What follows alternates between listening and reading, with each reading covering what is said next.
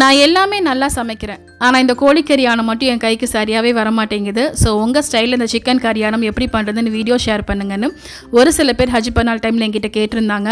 So என்னோடய ஸ்டைலில் இந்த கோழிக்கறியானம் பண்ணுறதுக்கு நான் 1 கிலோ அளவுக்கு சிக்கன் வாங்கியிருக்கேன்.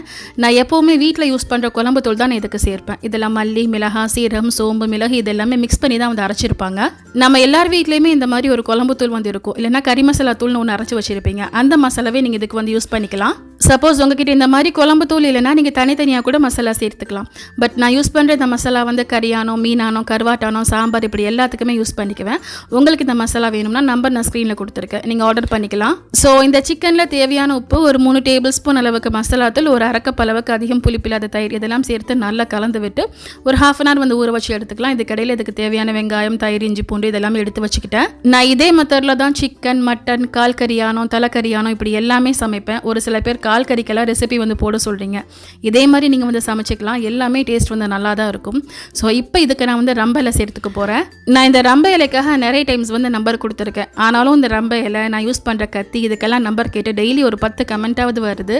ஸோ நான் மசாலாவுக்கு கொடுத்த நம்பர்லேயே நீங்கள் இந்த ரம்ப இலை, கத்தி எல்லாமே ஆர்டர் பண்ணிக்கலாம். எங்கள் ஊரில் இந்த கோழிக்கறி சமைக்கும் போது உருளைக்கிழங்கு இல்லைனா முருங்கைக்காய் ஏதாவது ஒன்று வந்து சேர்த்துக்குவோம். அன்றைக்கி நான் முருங்கைக்காய் வாங்க விட்டேன், கடையில் வந்து கிடைக்கல. ஸோ வந்து நான் உருளைக்கிழங்கு தான் வாங்கியிருக்கேன். ஒரு 150 கிராம் அளவுக்கு உருளைக்கிழங்கு வாங்கி தோலோடையே வந்து சேர்த்துக்க போகிறேன். அது நல்லாவே மனமாக இருக்கும். இப்போ ஒரு பெரிய பேனில் தேங்காய் எண்ணெயும் நெய்யும் சேர்த்துக்கிறேன். நீங்கள் வேறு எந்த எண்ணெயும் சேர்க்காமல் இந்த மாதிரி தேங்காய் எண்ணெயும் நெய்யும் சேர்த்து கறியானம் செஞ்சு பாருங்கள், நல்ல மனமாக இருக்கும். இப்போ இதில் ஒரு 20 சின்ன வெங்காயம் கட் பண்ணி சேர்த்துக்கிறேன். நீங்கள் இதுக்கு பதிலாக பெரிய வெங்காயம் கூட வந்து யூஸ் பண்ணிக்கலாம். வெங்காயத்தை சேர்த்து நல்லா வதக்கி விட்டு கலர் மாதிரி வந்த பிறகு தாளிப்பு சாமான்கள் சேர்த்துக்கணும். இஞ்சி, பூண்டு, தயிர், பட்டை, கிராம்பு, ஏலக்காய், கருவேப்பிலை, பச்சை மிளகாய், ரம்ப இலை இதெல்லாம் வந்து ஒரு பிளேட்டில் எடுத்து வச்சுருந்தேன். அதை அப்படியே வந்து சேர்த்துக்கிட்டேன். இந்த ரம்ப இலையை தாளிப்பில் சேர்த்து வதக்கும் போது வீடே அவ்வளோ மனமாக இருக்கும். உங்களுக்கு ரம்ப இலை கிடச்சிதுன்னா இந்த மாதிரி மெத்தடில் ட்ரை பண்ணி பாருங்கள். கறியானும் அவ்வளோ சூப்பராக இருக்கும்.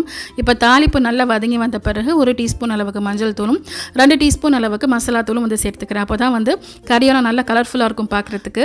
இப்போ இதில் மசாலா போட்டு பிரட்டி வச்சுருந்த கறியை சேர்த்து நல்லா கலந்து விட்டு மூடி போட்டு ஒரு 5 நிமிஷம் ஸ்லோ ஃபயரில் வச்சுக்கலாம். அப்போ தான் அந்த தாளிப்பு மனம் எல்லாமே கறியில் நல்லா ஏறி வரும். இப்போ ஓப்பன் பண்ணிடலாம். இப்போ இதுக்கு தேவையான தண்ணி வந்து சேர்த்துக்கணும். ஸோ கறி முங்குற அளவுக்கு தண்ணி சேர்த்துக்கணும். நான் இந்த பவுல் அலசி தண்ணி சேர்த்துக்கிட்டேன். நான் வந்து இன்றைக்கி பிராய்லர் சிக்கன் தான் வாங்கியிருக்கேன். நீங்கள் இதே மெத்தடில் வந்து நாட்டுக்கோழியும் செய்யலாம், அதுவுமே டேஸ்ட் நல்லாயிருக்கும்.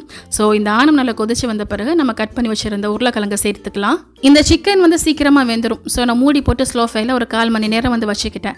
இந்த சிக்கன், உருளைக்கிழங்கு எல்லாமே ஒரே டைமில் வெந்து வரும்போது டைம் வந்து சரியாக இருக்கும். இப்போ இந்த கோழிக்கறி, உருளைக்கிழங்கு எல்லாமே நல்லா வெந்துருச்சு. இதில் தேங்காய் அரைச்சி சேர்த்துக்கணும். நான் அதுக்கு பதிலாக கசகசா, பாதம், முந்திரி இதெல்லாம் வந்து அரைச்சி பேஸ்ட்டாக வச்சுருப்பேன். ஸோ அதையே சேர்த்து நல்லா கொதிக்க வச்சு எடுத்துக்கிட்டேன். அவ்வளோதான். இந்த மெத்தடில் கட்டாயமாக ட்ரை பண்ணி பாருங்கள். ட்ரை பண்ணி பார்த்துட்டு உங்கள் ஃபீட்பேக் மறக்காமல் கமெண்ட்டில் சொல்லுங்கள். தேங்க்யூ.